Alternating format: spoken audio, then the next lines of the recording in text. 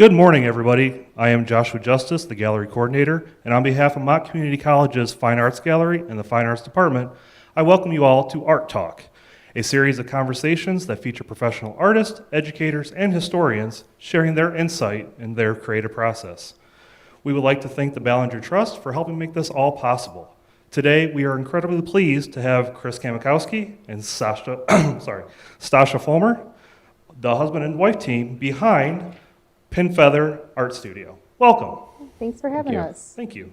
So, Stassia, let's start with you. You are local to the area. You grew up in Grand Blanc, correct? Yes. Cool. And you are also an alum of Mott. Yes. And you also come from a very talented artistic family. Over there, watching us, your mother. Your sister works up in the RTC as a photographer. What was your journey like becoming an artist yourself? So having a family of artists, my dad was an artist as well. It wasn't out of the question to study art, and it was just something that I always was drawn to and interested in my upbringing. And we lived overseas, and there's a lot of art as part of the culture there, and so that was just a normal thing, that art and culture, part of your life.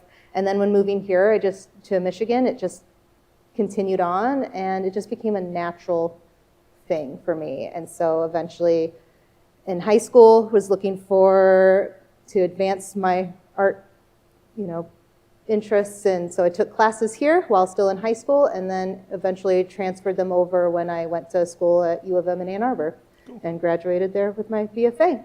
And you're multifaceted too. Like, you sent me your bio, so you have a background in printmaking, illustration, book art. How did you kind of come to fall into ceramics? So I had dabbled in ceramics in high school, and actually at Mott as well, back when they had their ceramics department. I took a class here, took classes in high school. I was always a little interested, but in college, I really ended up focusing more in 2D arts. But I was interested in ceramics. I always liked it, but I never really did much with it in college. And after a while, when I was working on my career and working in different art places and galleries, I eventually ended up working at a tile manufacturer, and was then surrounded by people interested in ceramics and doing their own ceramics, and had options to take workshops there, and it got me right back into it. I met Chris, and we there as well, and just kind of fell back in love with the medium and came right back to it. Nice. And Chris, your background, how did you get started? Because you started out in architecture, correct? Yep, I studied architecture at Lawrence Tech for a couple of years, and then moved around a little bit and ended up at Youngstown State University in Youngstown, Ohio. And I was really into design because of studying architecture, but they didn't really have a 3D design program there. It was mostly just sculpture and ceramics and stuff. And so after spending a few years there, I eventually graduated with a 3D studies degree with a concentration in ceramics specifically. I got into slip casting because slip casting is like a production kind of process. Okay. Though a lot of people in the past decade or so have made it more of an art form. So I really liked it because I could highly design the pieces and then create a mold of it and replicate them, and then work on variations of those pieces. But yeah, it was really, I think the fact that I could do the entire process myself, like create a product that I could design and do it all in-house myself, and then sell it to people, is what kind of drew me to ceramics, over designing something for a company that would then have to get it produced and all of that stuff. Yeah. And do you purposely go out and make pieces that you intend to sell? Like, is that the main goal, or do you focus more on stuff that you like and then, sell this? Yeah. Like, how does that process work for you? I'd say in the early days, it was kind of like trying to figure out that balance, but luckily I've gotten to a point where I feel like I can just make stuff that I like to make, and people are also buying it. So Perfect. I don't have to Yeah. balance it Win-win. out too much. Yeah. So when you guys, like, how was your journey into this medium?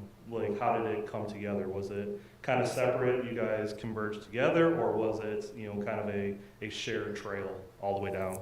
Well, we started as, when I met him, he had already kind of had an established style and design, and I was still trying to find mine. And so we did start separately. We had also left our full-time jobs, and were exploring being artists full-time. And so we each had our own little business, and then we'd sometimes share booths at shows. We'd apply the same things and apply separately. But there was always kind of an interest and talk about doing some stuff together. And we started to see an influence on each other's work too. He was doing mostly focusing on form and doing grays and whites, but I was always about color, so started bringing more color in. I was kind of still exploring my shapes and such, and he was kind of helping me there.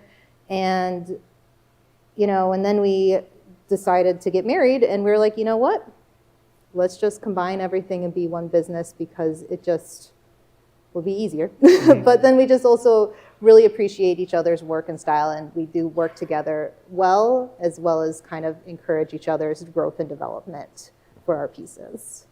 And you guys have some very amazing pieces. Like, when I come in here and open the gallery every day, I'm always like, I find like little bits like on these pieces up here, like I see like, the little intricacies that you guys add. And especially with the shared pieces, the ones that you guys worked on together, like, how do you go about like determining, if something's already like established compared to like what's something that you guys are going to work on together? Well, so we have a very small studio, and so we're just always talking about stuff. And I think there was one point where I was, making cups, and Stassia just wanted to, have a cup or two, and she just put some of the flowers on there as she does, and then that worked out really nicely. Pretty much all of her bases and stuff I'll throw, so I'll just be throwing them. I'll kind of consult her on like, what kind of shape would you like to get out of this base? And then hand it over to her. It's kind of a back and forth, because we got to do trimming, but she's got to do some other stuff. And Because some of it I think comes out of necessity. So if I'm interested in doing vases, I don't have any wheel throwing skills, but he has wheel throwing skills. Okay. And so then he can throw it and, work together on a form and then shape and such from there. And so, so it is this little bit of back and forth with some of those pieces, and just kind of giving each other help and tips on stuff too. So do you ever like look at one of his pieces and be like, let me put a little flower on that one. Let me jazz that one up just a little bit. Yeah, there's definitely some of that discussion that happens a lot. And I think when you are working in close quarters, that happens a lot when you're, seeing each other's pieces all the time. It's, you can kind of play around with like, what if you tried this? What if, we're always looking for each other's feedback, which then does evolve into then collaborative work too. Yeah. So. And we take criticism pretty well. Yeah. Like I've taught ceramics for many years at community studios and stuff, and so I'll, if I see something that I'm like, oh, maybe we should just adjust that, just so it's like a little stronger or something. Yeah.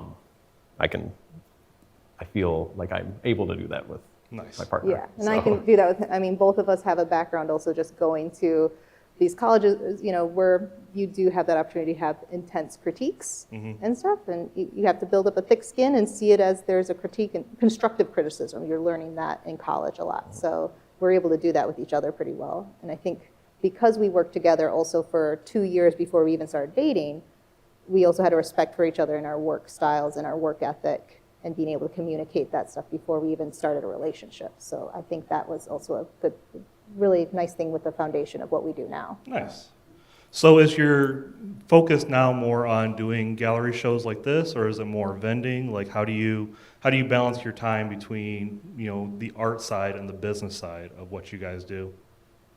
Well, because ceramics is one of those interesting mediums where it is seen as not just a fine, there's a line between craft and fine art. So you'll see some in museums and such, but it is considered a lot of times a craft, like a business and such. So there is that balance already. We are trying to do more exhibition work, just kind of pushing that boundary on what is just a plain old mug or something like that. And we still do our art fairs as well, but it's just finding those right art fairs where we can really showcase our work and just make the work we love and hope that the people coming are, I feel like if you make what you love, people will come and they will find it. You don't always have to make stuff just to sell it. So it's in mind, it's always in the back of your head, but we've established kind of, thankfully, what we like to make is what people want to buy. So Perfect. So it's a balance right now. We're not exclusive to one or the other. Yeah.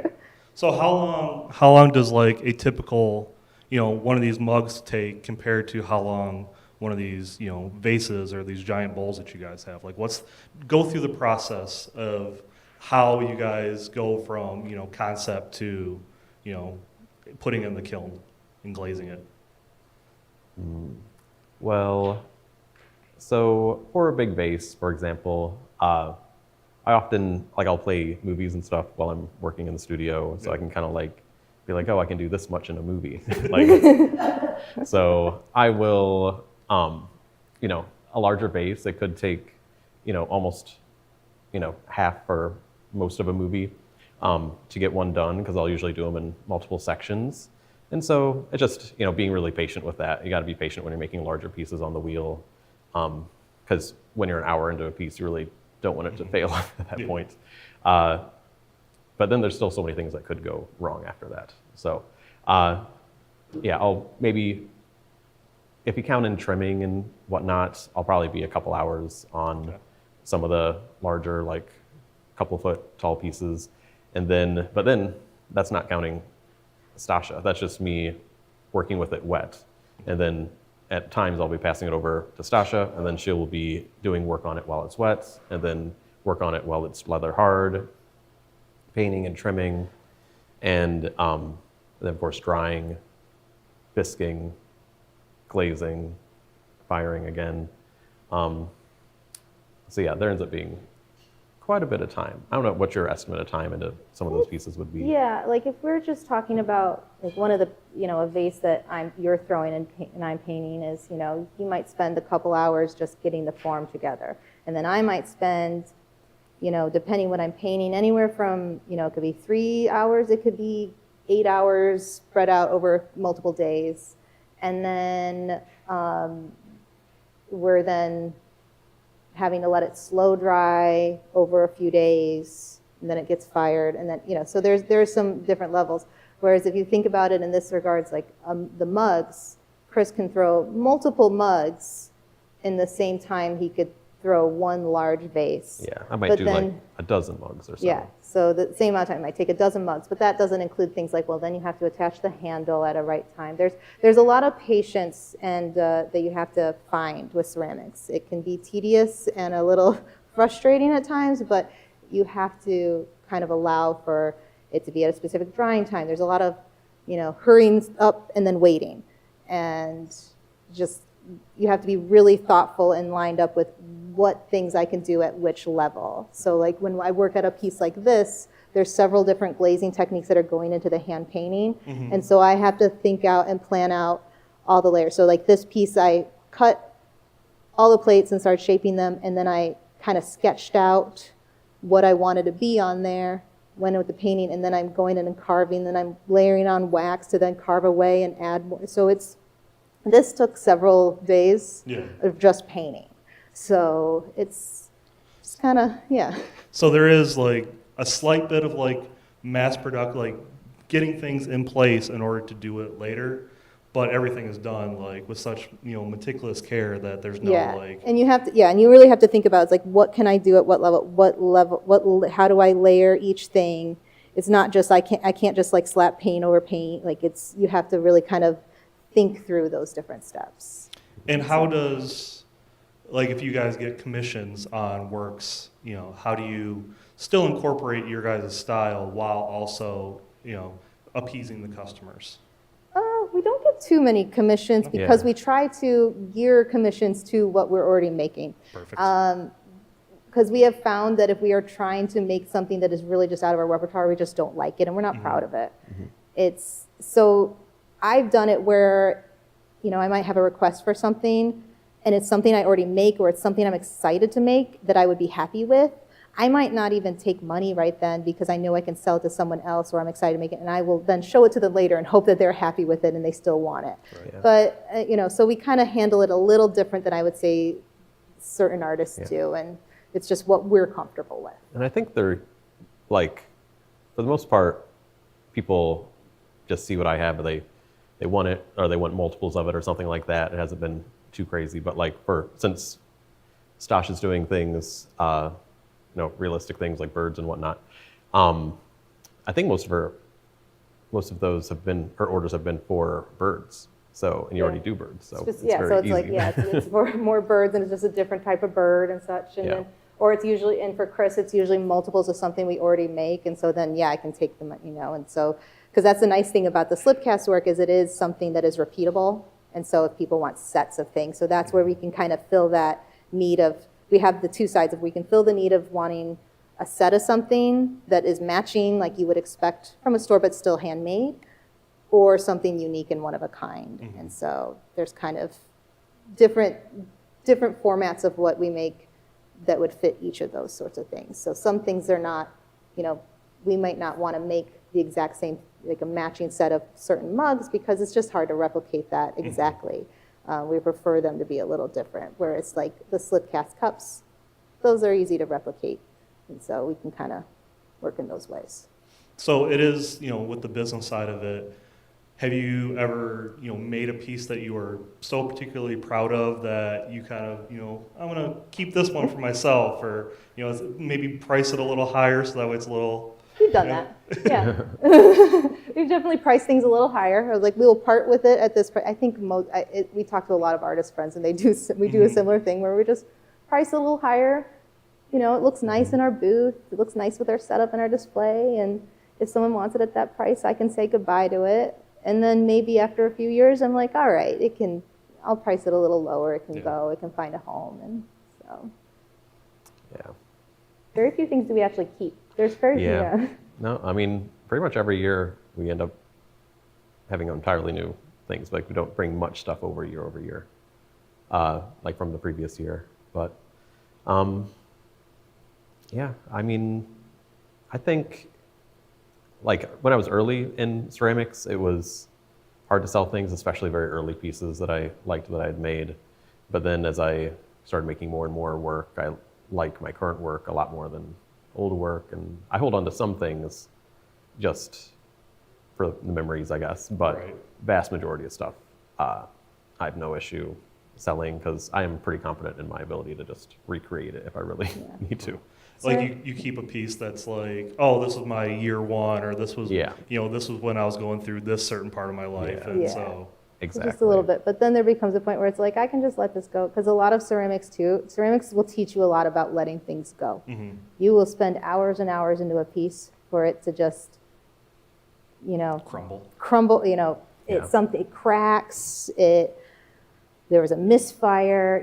It will humble you. What's the most catastrophic oops that you've encountered? Yeah, I think it was just one kiln that we had not used before, and it just overfired. Like, the thermocouple in the kiln was not calibrated the way that our kilns were calibrated, so everything just bloated, as we call it, which everything got bubbly. And it was just not good. And it was pretty sizable It was kiln. a pretty full kiln. But it was kind of early in a year. It was early last year, I think it was. Yeah.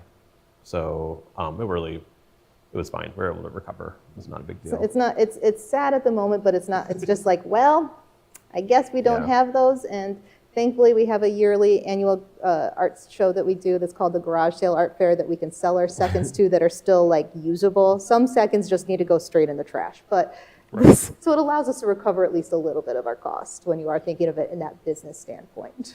Are the pieces food safe? Like, are the mugs food safe? Okay, so they are, functional, food safe pieces and such. And cases can hold water. Nice. Mm-hmm. So, say I wanted to get started today, like how would you walk me through the steps of, getting to where you guys are after years of experience? I want to do this in 2 days.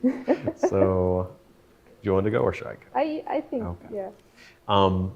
So obviously you'll have to learn, so you have to take classes somewhere. There are plenty of self-taught people, especially from COVID. There's a lot of good resources online, so you could go that route, but I do think it's a lot easier, especially in the beginning, to take a class. And we live very close to Ann Arbor, and there are tons of studios in Ann Arbor that you can learn to do ceramics at. So it's really kind of just pick where you want to go.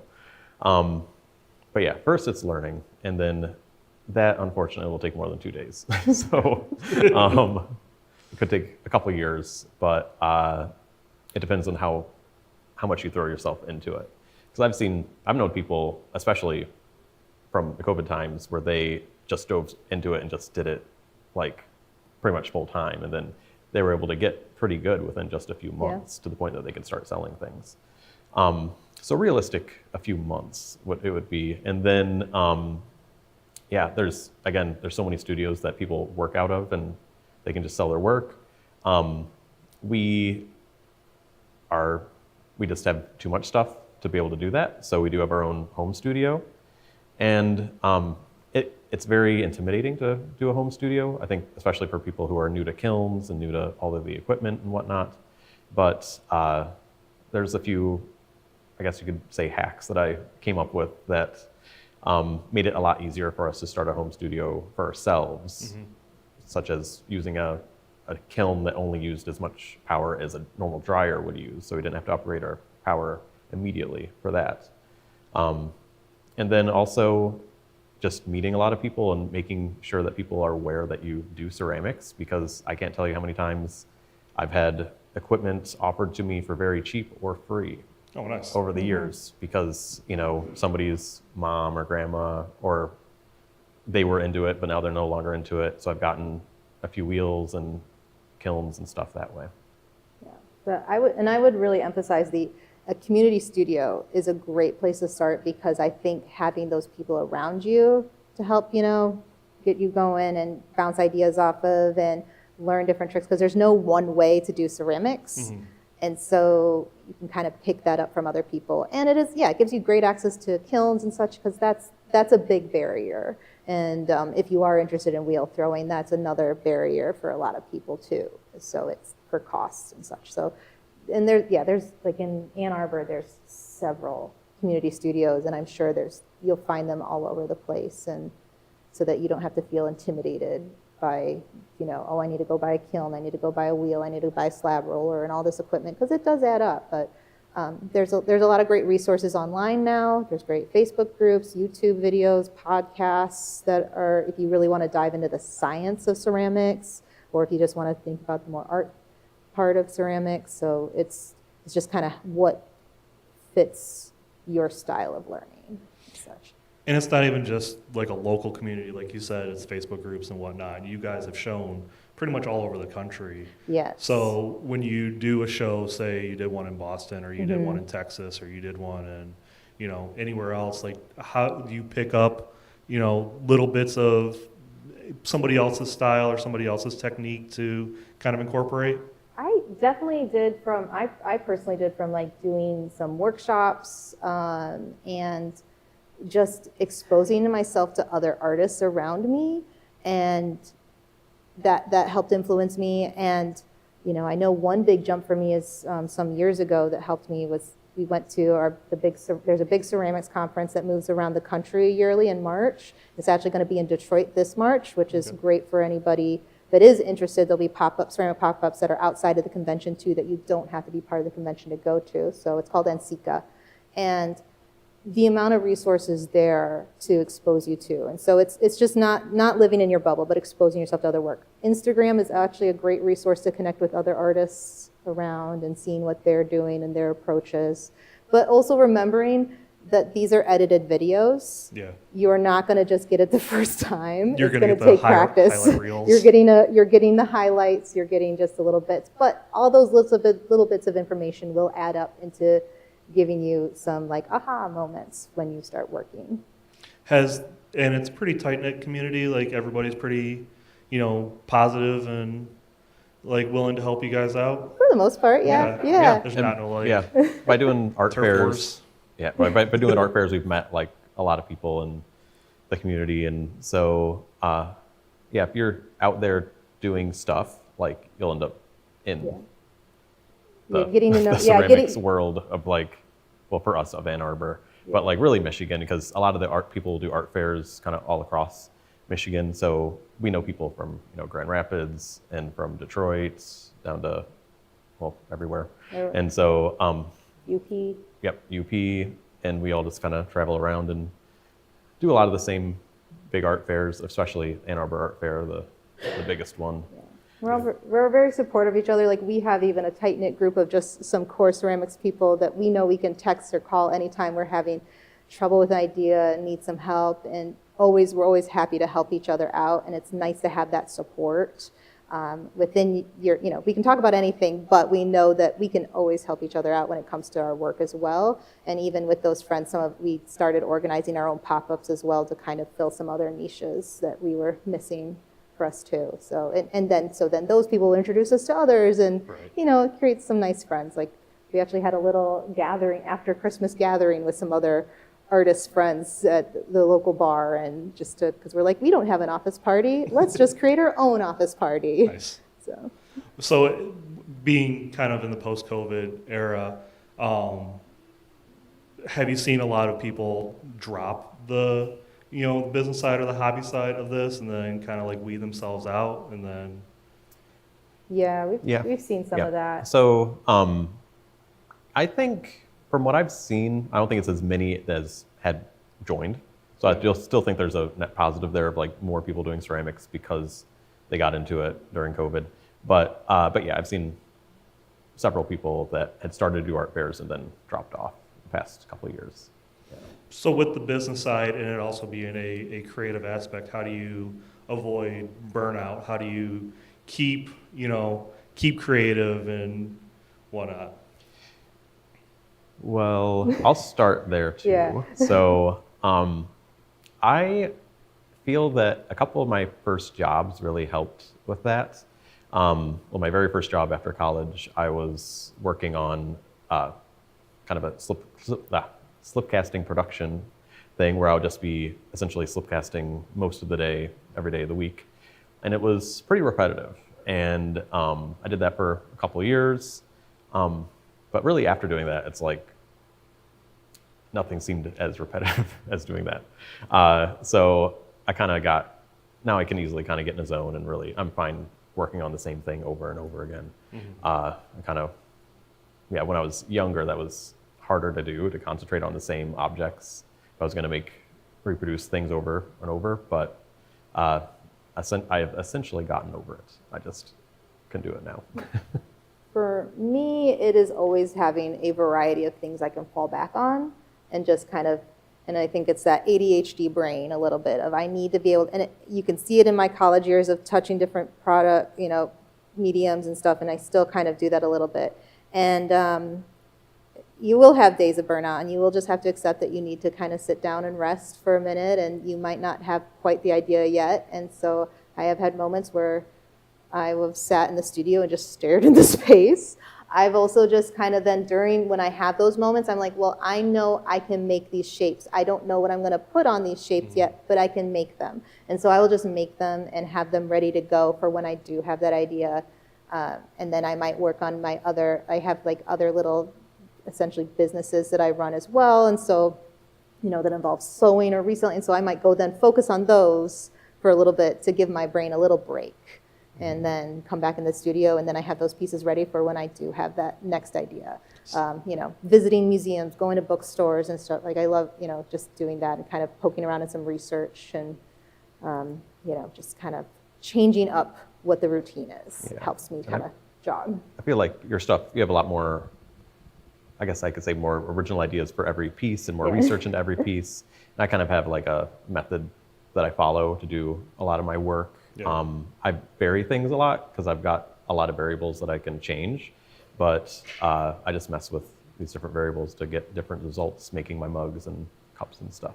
And this is where also having that community to help, where it's like, I don't know what to do. Then you text your, other artist friends that they get it too. So I think it sometimes helps when you have those friends. They get the burnout. They understand when you have those troubles, so they can kind of help work those things out as well. So, yeah. So would you ever like revert back to your other mediums like illustration or, and kind of focus on that? Like, I know that this is your business and this is your, what puts food on the table, but would you ever consider, if like a period of time where you're just going to do illustration or just bookmaking or? Yeah, I've had that thought. If anything, what happens is I will get more in touch with some of my illustration, because that's something that like isn't as labor intensive. And so I'll go back to that and just really kind of work on some drawings, and I'll get really intense into it, and it just kind of helps having that there. And then I will, when I'm not having that idea, I'll then look through those drawings and see if it jogs anything, and sometimes it will, and and help move on. But it's a little harder to get into some of those other mediums because they're a little bit more intensive, but I'm not against getting back into them. I think as well as we're growing our own studio space and such, it might give some more opportunity to be able to jump back into that, because it could be kind of fun to get back into printmaking again and play with that a bit more. And you, Chris, would going back into architecture ever be a like fallback, or are you committed to all of this? Yeah, I mean, I do like design stuff. So when I graduated like with a 3D studies degree, so I did sculpture as well, and I do have ideas about sculptures I'd like to create. I just don't really have the space in our current studio setup. So my hope is, once we can expand our studio a little bit and I can have a little bit more space, I would like to make some sculpture, like non-functional kind of work. It could be ceramic or partially ceramic, or I've also worked with metals and concrete and stuff like that. So I have some ideas kicking around for years now that if I just get some space and can, build up enough ceramic inventory for some art fairs, I'd love to get into some sculpture. Yeah. Well, describe your ideal spaces for you guys. Like, what would it take for you guys to like fully grow your potential? Like, dream big. We are currently in this process right now because we're trying to rebuild a garage. So we have a little one-car garage that is in very rough shape, and we're hoping to build a new two-car garage that we can have as a studio, and then gain a little space out of our house, because our ceramics studio space is just a room in our house currently. And then, hopefully just have a lot more space to produce, because that's probably the biggest issue whenever we're making work is, I can make a couple dozen mugs, but then it's like, if they're in process and I can't like put them in a bin, we just run out of space. And then it depends on what Stassia's making, but like if she's making platters or plates or things, like those take up a lot of space on boards and shelves and stuff. And so we have only so much space we can work in. I think the room that we work in is around 12 by 12 feet. Oh, okay. It's not very large at all. And we have 2 potter's wheels, a large slab roller, an extruder, flat files in that room as well. So there's really just like one person wide hallway that walkway. It is efficient. I do appreciate a small studio because I can stand in one place and do several things without walking anywhere. But yeah, it limits us. So we'd like to not be limited in that way. And there's never any tension between you guys, like, oh, I need to do this piece while you're no. Yeah, we're usually using different equipment, and like we do have the slab roller that we'll work on as a work table also. But we just like, I'll communicate with her and like see what she's planning to do, and if she needs to use the slab roller to roll out clay, then I just will not be on it for a couple days or something, and it's fine. Yeah, so it's just a lot of like communication. There's not, because you have to make sure no one's going to be in each other's way and stuff, and which is fine and great. But yeah, it'd just be nice to have just a little bit more space for, So when we need him to produce a bunch of our slip cast cups. It's hard to do that inside the studio, so in the summer, Oh, yeah. he'll set up tables outside in our driveway because Yep. you do what you got to do. Right. But it would Yeah. be just nice to have it just be a little more contained inside and, Yeah, it's hard to Still make more ceramics outside because the weather, like everything's changing. Like when you have, Every day. yeah, so During the humidity day. and wind and the sun like can heavily impact the clay that you're working with, and so it makes it a lot harder. But like, it's kind of my only option. So, yeah, hopefully we can get a garage built this year and have, One day. yeah, yeah. It's in process. So what does the future hold for your guys' artistic visions of stuff? Do you have anything in the works, like any particular critters that you're painting or? Birds are always fun. There's there's probably some on deck that I wouldn't mind trying to do. I'd like to get back into some sandhill cranes too, because we have a lot of sandhill cranes around our area. I do want to explore this collage effect a bit more. This is the first time I've really done that, but this has been an idea we've had, and so it was great doing this exhibition, having the opportunity to finally let's do it. It turned out so great. I would really like to do more of these. It's just kind of, exploring those wall hangings and such more, because as much as my pieces are in some ways plates that, you could theoretically use some, a lot of these ones I consider more of like paintings and art pieces that some of them, sure, you could have it as a painting on your table, I guess, but, they're nice on a wall. So I would like to explore this more. So my goal there. And more fish. Yes. Yeah, I have my larger pieces that I'd like to work on a little bit more. I'm kind of limited with like the kilns that we have, because I still have the small kilns from when we only had enough power as the dryer. But recently we upped the power also, so hopefully with the new garage we'll also be able to fit some larger kilns in there. Because if I need to transport something, I'm transporting it. If I need to fire something larger, I'll transport it to Eastern Michigan where I work, and then fire it in one of the larger kilns there. Which is about a 45-minute drive Yeah. over there. But it's very precarious driving with unfired work in the vehicle, especially like around Ann Arbor through Ypsi. So I try not to do that too much. But that is a place I'd like to go, is go a little bit larger. And then, I think I'm not, like I make my mugs in a huge variety of ways, but like similar shapes and stuff. But there's, I think a lot of directions I can go with the surfacing on them that I want to try to explore soon. The shapes that I use, I'm just designing in Illustrator and cutting out with a vinyl cutter. Okay. And so I can kind of decide whatever I want there. And so usually they're things that just, I'm kind of making stuff that could make interesting effects on the glaze as the glaze drips, and kind of surface tension and how the glaze is running. So I have a few shapes that I like to use, but I'm probably going to expand on that more in the coming couple of years. Yeah. Have there been pieces that you were surprised, like sold so well, like you weren't too sure about the color scheme or whatnot, or you weren't too sure about the, a bug that was on there, and then you ended up selling like hotcakes? That's definitely happened. There's definitely been times where we've had like, I don't like this. Well, I'll put it out there.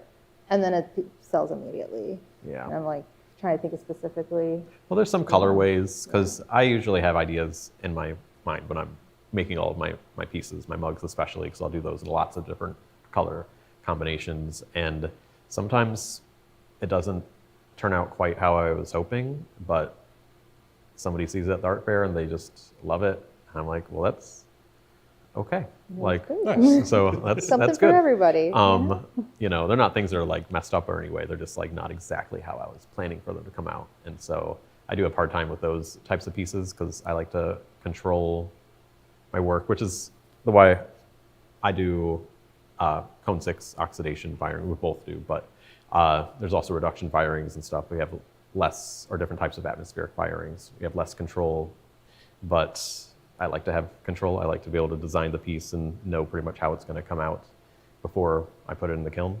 Mm-hmm. being able to know how the glaze is going to run before it even goes in has taken a lot of work and meticulous testing. firings and testings and stuff. But yeah, I'm usually happy with the way things come out.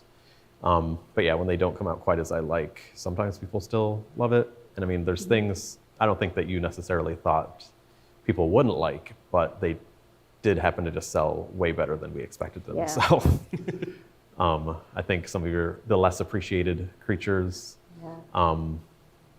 those types of plates, so like, let's say possums and stuff like that. Oh, People yeah. love People possums. love the possums. That one possum mug that you had with the little baby that had fallen off, that was adorable. Yeah, Yes. just that little guy. I need to make another guy of those. That was cute. But yeah, I make like little possum trinket dishes and stuff for art fairs, and I just was like, yeah, I'm just having fun. I think they're fun. I'm pretty happy with them. But I don't know if people and people just loved them because I think a lot of them too, I like to make them screaming like they're having a little bit of an existential crisis. And I think we've all felt that over the last few years and, in the current times. It feels right. So It seems to be every couple of years there's like that one particular animal, like fox, possum, raccoons, like...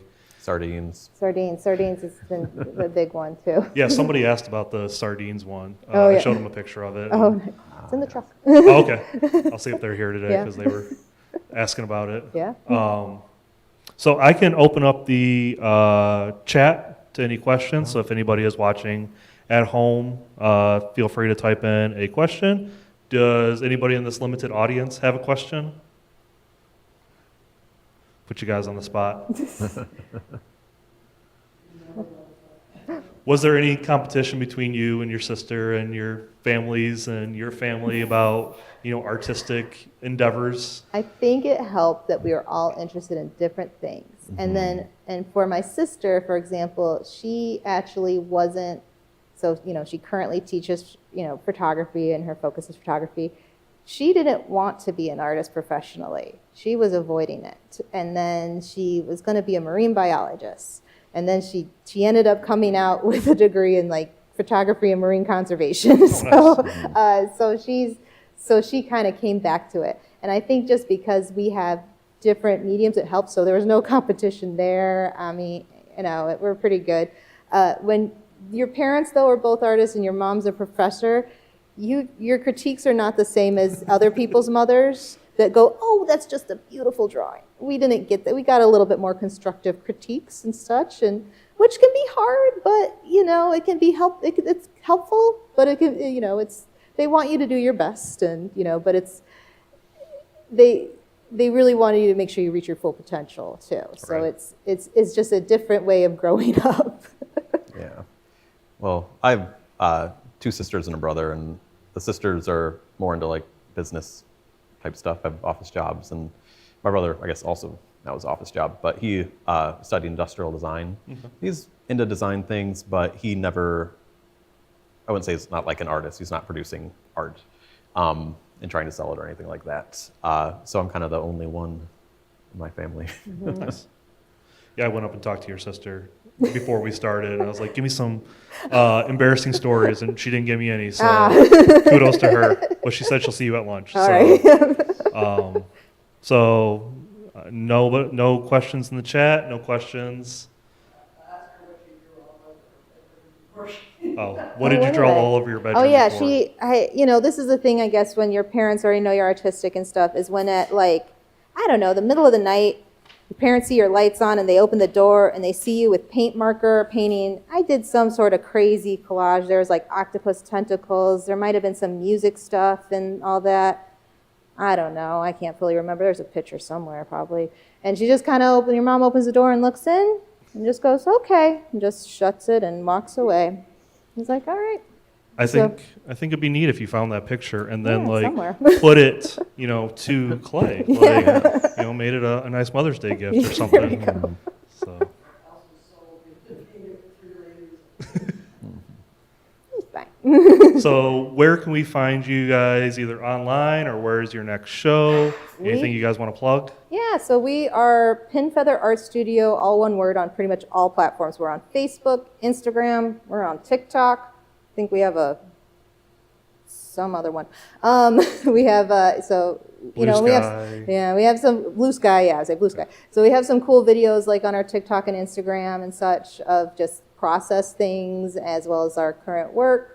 So that's always cool. And it's a good. You can always contact us there if you come up with ideas later, questions about anything. We're always happy to chat. Ceramics are just getting into art business as well. I worked in years.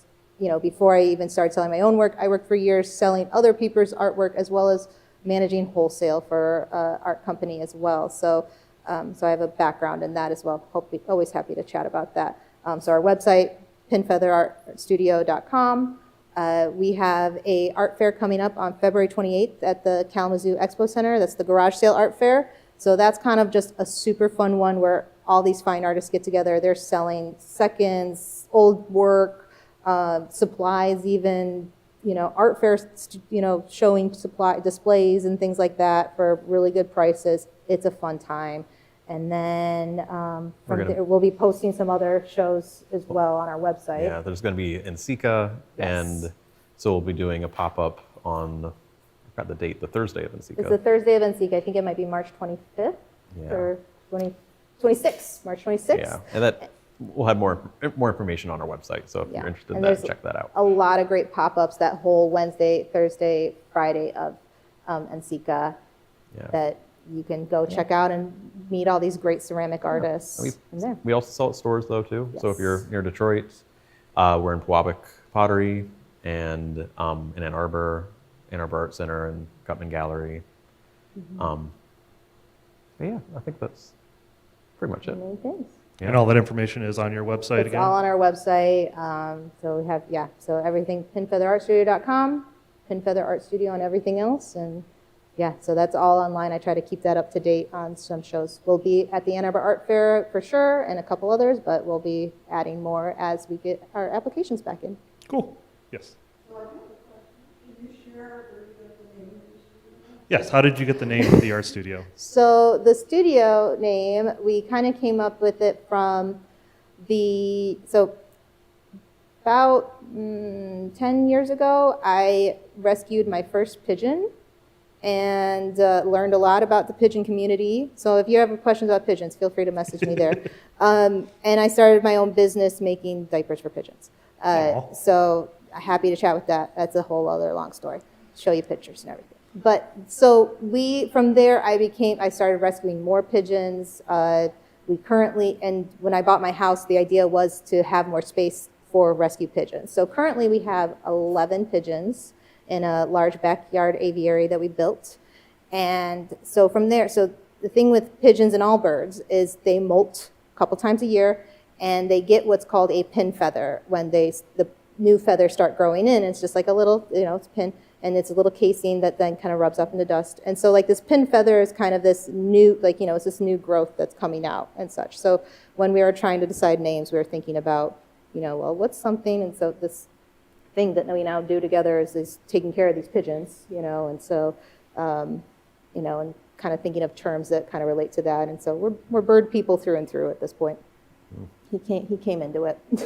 The entire time I was doing your guys' marketing, my dad runs an art studio called Pinefeather. Oh, yeah. So every single time I typed it wrong and had to go back and fix it. And I think there were like a couple iterations where I didn't fix it. So we had oops. when we first launched the name, it was at the NCCA conference in Cincinnati, and so people would read our badge as pine feather sometimes, and I was like, no, it's pin feather. So yeah. No weed. Yep. Yeah. Well, thank you guys so much for stopping by. Thank you for displaying your beautiful art. And we know where to find you guys now for the future. I want to thank Media Services for putting this all together, for all your guys' help. I'd also like to thank the faculty, the staff, all the students for their support in here. And we'd also like to thank the Ballinger Trust for helping us put this all together. So have a great day.